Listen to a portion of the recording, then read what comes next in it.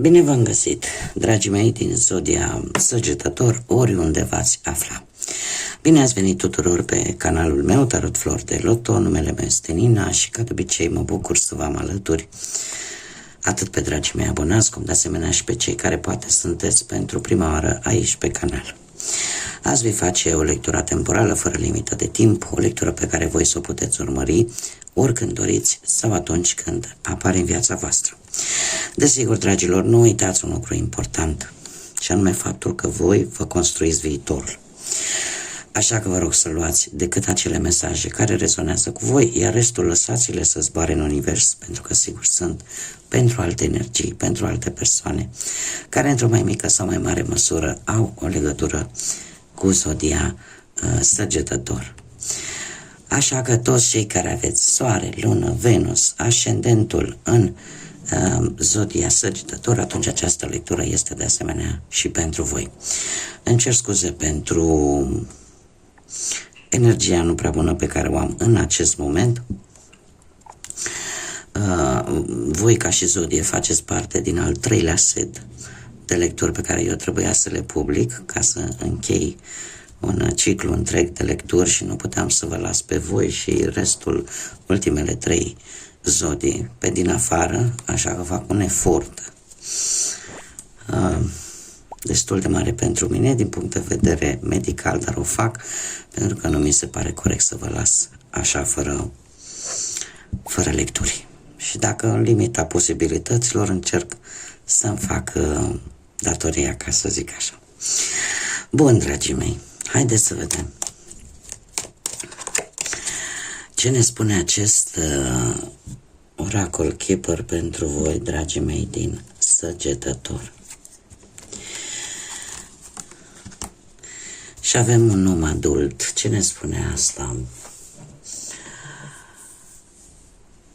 În acest moment dați dovadă de foarte multă înțelepciune vis-a-vis de o anumită situație, deja în special, mai ales pentru cei care deja ați trecut de ceva vreme de a doua tinerețe, în mod special, dar și pentru restul este valabil.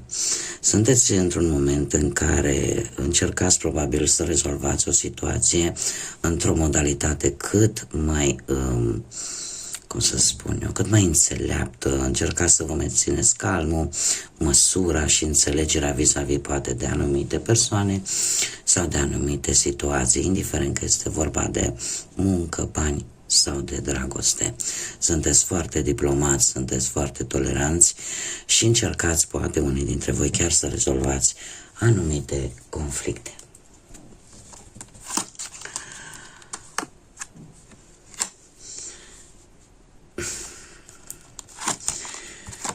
Ce nu este în favoarea voastră, dragilor? În favoarea voastră, probabil că teama de singurătate, teama de sărăcie, poate, sau teama de dificultate, sau faptul că unii dintre voi chiar traversați toate una sau mai multe din aceste situații și lucrul ăsta logic că nu e chiar în favoarea voastră. Trebuie să vă spun că această carte este o carte provocatoare și este o carte care ne vorbește foarte mult despre lecții, despre lecțiile pe care noi trebuie să le învățăm și peste care trebuie să treceți, să nu renunțați să mergeți înainte.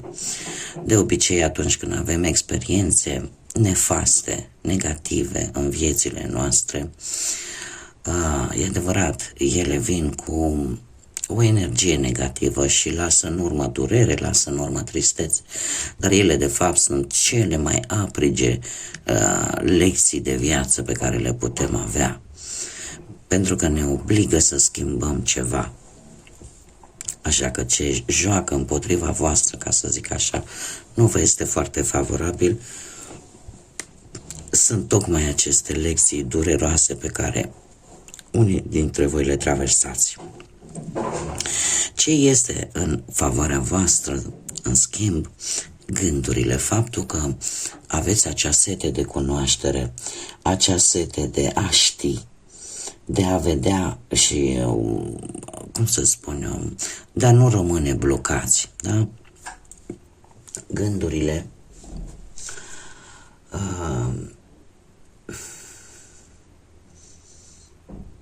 poate că ar trebui unii dintre voi să faceți o mică pauză în ceea ce privește o anumită situație. Aici puteți să adaptați în funcție de situația prin care treceți fiecare.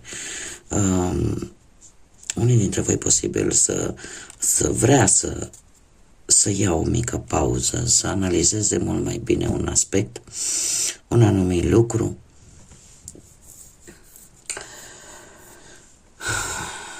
Alții poate, nu știu, ce e în favoarea voastră este faptul că unii poate se ocupă cu știința. De ce nu? Sau poate să ocupă cu creația.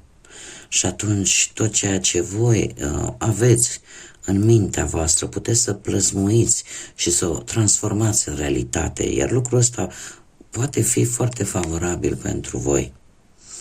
Aceea de a transpune ceea ce aveți la nivel intelectual, la nivel mental, să le transpuneți în realitate.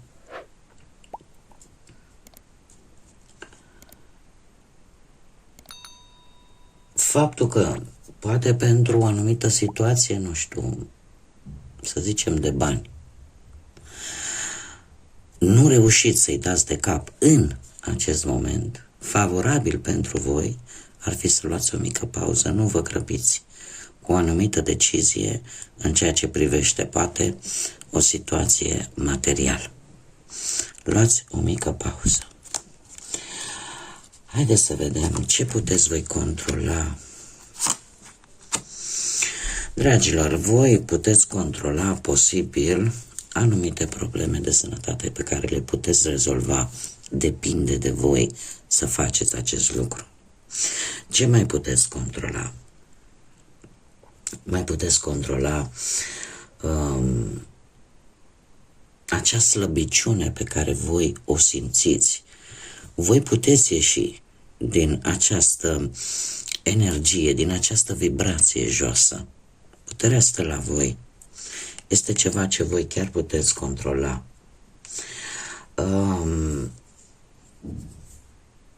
Eu aș mai spune un lucru. Puteți controla, nu știu, poate un contract legat de profesia voastră, de munca voastră. Puteți controla o decizie, poate relaționată cu anumite datorii. Da? Și poate voi v-ați decis deja să apelați, poate la un profesionist, la cineva care să vă ajute. Sau puteți controla când să vă opriți, când să faceți această pauză. Și poate simțiți nevoia de un concediu, un mini-concediu, nu știu. Fie el chiar și un sfârșit de săptămână. Lucrurile astea le puteți controla. Ce nu puteți controla, dragilor? Niște persoane oficiale. Trebuie să vă spun că veți avea o interacțiune posibil cu persoane care au o anumită uniformă la locul lor de muncă.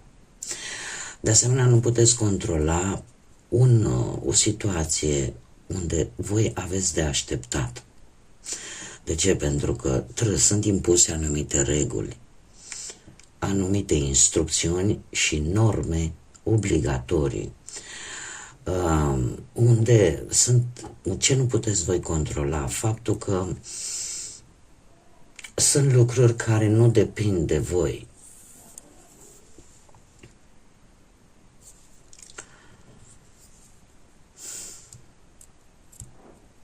Iar trebuie să vă spun un lucru, nu știu pentru cei care vă interesează această informație.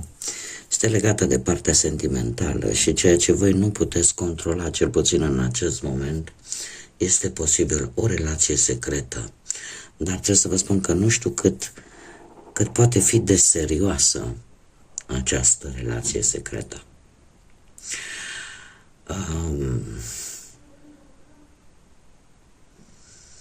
Nu știu,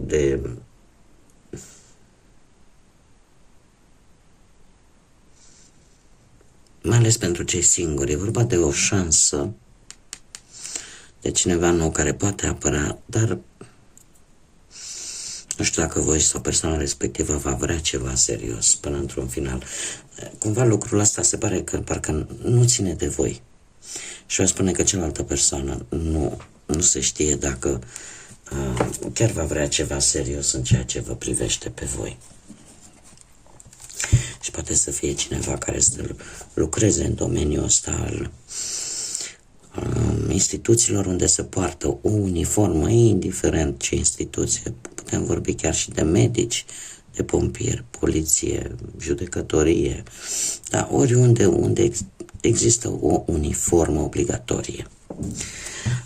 Cât timp se desfășoară acea acțiune. Haideți să vedem ce ne spune tarotul. Da, dragilor, vin schimbări. Acest mesaj trebuie să ajungă la unii dintre voi. Vin schimbări bruște în viața voastră. Avem roata norocului, roata destinului. Pentru unii poate să fie de bun augur, pentru cei care până acum poate nu ați avut probleme, ceva se va schimba, pentru că este o roată karmică. Și e posibil ca pe un anumit plan, nu îmi spune pe care plan, ceva să se schimbe brusc și fără avertismente. Pentru cei care ați traversat o perioadă destul de neagră, o perioadă destul de negativă, această carte atunci vine cu lucruri pozitive la care nu vă așteptați. Haideți să vedem ce ne spune și tarotul.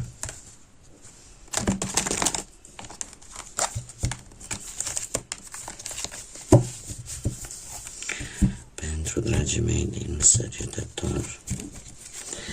Dragilor, voi în acest moment sunteți foarte, nu știu, ori sunteți, aveți o gândire foarte severă, poate în ceea ce vă privește pe voi, poate în ceea ce privește pe altcineva, sunteți foarte independenți și încercați să judecați imparțial, da, într-o anumită situație care implică mai multe persoane. Sunteți foarte logici, foarte raționali și aveți anumite puncte de vedere de care alții se tem. Sunteți foarte direcți, parcă în acest moment nimeni nu se poate juca cu voi. Chiar dacă, poate, nu știu, la muncă sunteți poate un șef foarte dur, un pic mai inflexibil, cumva alții poate aveți parte de un șef sau vreo șefă care are legături cu zodiile de aer, Gemeni, Balanță, Vărsător, și care ori vă cam săcăie la cap, poate să fie reprezentat de o mamă, de o soacră, de o soră, în general o persoană feminină, dar este cineva care își cam impune punctul de vedere, la modul general mă refer acum, într-o situație care are ceva de văzut cu trecutul, cu ceva din trecut. Acum revenind, dacă vorbim de muncă, cum am mai spus, ori voi sunteți mai duri, mai inflexibili, ori există cineva acolo la muncă care de asemenea poate să fie mai dur, să nu prea îl intereseze foarte tare celelalte persoane. De asemenea, tot referitor la viața profesională, paradoxal, e posibil să primiți un mic ajutor din partea unei femei puternice. Unei femei puternice care a trecut prin multe și care de obicei vorbește foarte deschis. Spune lucrurile așa, într-un mod foarte direct. Dacă vorbim de bani, în acest moment cineva puternic joacă un rol important din punct de vedere financiar în viața voastră. Fiți inteligenți, încercați să nu cheltuiți impulsiv în acest moment.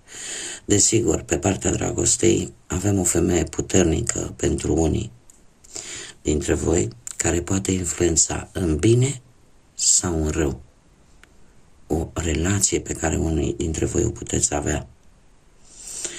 Mare atenție, mai ales pentru cei care sunteți într-o pereche, la impulsivitate și la dialogurile prea directe, la răspunsurile alea date fără să le gândiți. Cei singurei în acest moment se duce o luptă pentru că cumva vă vine foarte greu, poate, să scoateți anumite sentimente, ceea ce simțiți voi cu adevărat, să le scoateți în exterior. Haideți să vedem ce poate să vă facă vulnerabili, dragilor. Vulnerabilitatea voastră vine mai mult la gândul că trebuie să lăsați ceva în urmă. Nu prea vă place, cel puțin în acest moment, unii dintre voi nu o să vă placă schimbările și faptul că trebuie să renunțați la ceva. Ceva trebuie să lăsați în urmă, nu știu, poate deveniți vulnerabil, nu știu dacă va trebui să călătoriți în interes de muncă, da? Sau sunteți nevoiți să lăsați un job și asta vă face să vă simțiți vulnerabili. E ca și cum astrele nu prea vă sunt prielnice. De ce? Pentru că voi, dragilor, voi sunteți aventurierul zodiacului. Deci, în mod normal, voi ar trebui să aveți această energie de aventură, de cunoaștere, de nou, de descoperire. Totuși, în acest moment, pentru mulți dintre voi, tocmai acest lucru se pare că joacă contra voastră, pentru că vă face debili, vă face să vă simțiți, cum să zic eu, foarte vulnerabili. E posibil, dacă unii dintre voi poate ați luptat pentru o anumită sumă de bani sau pentru o anumită situație financiară, sunteți nevoiți cumva să încercați în altă parte și lucrul ăsta nu prea vă place. Sau poate, nu știu, dacă unii dintre voi sunteți dispuși în dragoste, de exemplu, sunteți și nu prea dispuși să, vi se pare că este un gest de slăbiciune dacă faceți o călătorie pentru a reînvia o relație sau poate de a accepta o dragoste la distanță. Cei singurei, se pare că vă vine greu să lăsați lucrurile cu care v-ați obișnuit, rutina, și să căutați iubirea în alte locuri. Iar lucrul ăsta vă face un pic vulnerabil. Ce puteți face pentru a îmbunătăți? Este foarte simplu. Părăsiți această zonă neagră. Părăsiți această durere emoțională pentru unii dintre voi, această singurătate, acest refuz de a trăi zona asta, părăsiți-o. Tot ceea ce pe unii dintre voi v-a marcat de-a lungul timpului ca energie negativă, ca întâmplări negative, de fapt au avut rolul să vă facă mai puternici, mai înțelepți. Iar pentru ca toate acestea să aibă un efect pozitiv, voi trebuie să le lăsați în urmă. Tocmai de aceea vă simțiți vulnerabili. Deci pentru a îmbunătăți situația, cărțile mie asta îmi spun: părăsiți această zonă gri, această zonă neagră, încercați să ieșiți la suprafață. Pentru că din câte văd aici, mie asta mi-arată cărțile, se pare că voi chiar v-ați pierdut chiar din energia voastră generală ca și zodie. Ceva v-a tras mult în jos. Cum veți acționa, dragilor? Veți acționa și bine o faceți cu ajutorul unei energii, posibil care are legătură cu zodiile de apă, Rac, Pești sau Scorpion, o energie foarte intuitivă care știe ce să spună, care are mereu câte un răspuns la întrebările voastre. Este o energie foarte empatică, care are foarte mare încredere în intuiția sa, în primul rând, și care te va ajuta să te conectezi mai mult cu ceilalți. Are o energie magnetică și te va ajuta să nu uiți de propriile tale necesități. Te va ajuta să spui anumite limite unor persoane, unor situații, dacă lucrul ăsta este necesar, pentru ca și ție să-ți fie bine. Este cineva care, cum să spun eu, care trăiește, gândește, analizează cu inima și e posibil ca pentru unii dintre voi această energie să fie reprezentată de o mamă, da, o energie feminină, în general cineva matern, pe partea asta maternă. Iar dacă nu e o mamă, poate să fie o bunică, poate să fie o soră mai mare, poate chiar și o cumnată, dar în general pe parte maternă, dar nu foarte îndepărtat. Sau cineva care să ține la voi exact cum ar ține o mamă. Poate să fie chiar și o persoană dragă vouă și cam atât. Haideți să vedem ce mesaj au îngerii pentru voi. Un mesaj, te rog, pentru dragii mei din Săgetător. Și avem bucurie, dragilor. Bucuria este cea mai înaltă dintre toate energiile. Este un sentiment magic care te face să simți că totul este posibil. Bucuria se naște din aprecierea fiecărui minut și fiecărui lucru pe care îl primești.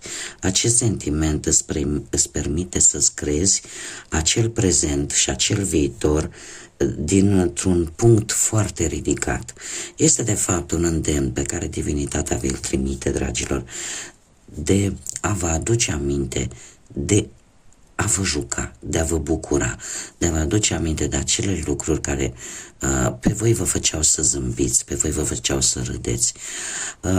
Nu uitați, dragilor, că nu avem 10 vieți, una singură. Felul și modalitatea în care o traversăm fiecare dintre noi depinde foarte mult de noi. Nu avem o viață în care să suferim și pe urmă să o reparăm. Nu avem o viață în care să muncim decât pentru bani și una să ne bucurăm de banii aia. Nu avem o viață în care să facem cât un pic din toate. Și că voi nu uitați acest lucru. Este de fapt esența acestui mesaj. Bucurați-vă de orice clipă, de orice moment. Și un mesaj din partea grădinii magice pentru voi, dragilor.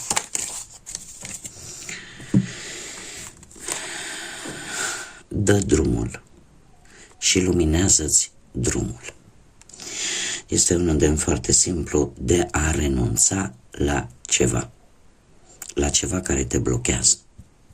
Cam fiecare știți ce anume vă blochează. Bun, dragilor, cam atât am avut de spus. Eu mă bucur că v-am avut alături. Cer scuze pentru starea mea, nu foarte bună, dar am ținut așa cum pot să le duc la bun sfârșit, pentru că știu și eu dacă aș fi un Săgetător, un Vărsător, un Capricorn sau un Pești, și eu mi-aș dori cu mare anxietate să aud și lecturile pentru mine. Pentru că astea sunt zodiile care le mai am de făcut. Le voi face, desigur, în limita energiei de care dispun, dar vreau să le duc la bun sfârșit. Vă mulțumesc tuturor pentru tot sprijinul vostru, pentru like-uri, pentru distribuiri și pentru simplu fapt că sunteți mereu alături de mine și alături de acest minunat proiect pe care eu l-am început aici, pe YouTube. Până data viitoare, când ne vom reîntâlni, eu vă doresc tot binele din lume, să aveți parte de lumină în suflete și în gânduri. Până data viitoare, ca de obicei, să fiți iubiți, dragilor.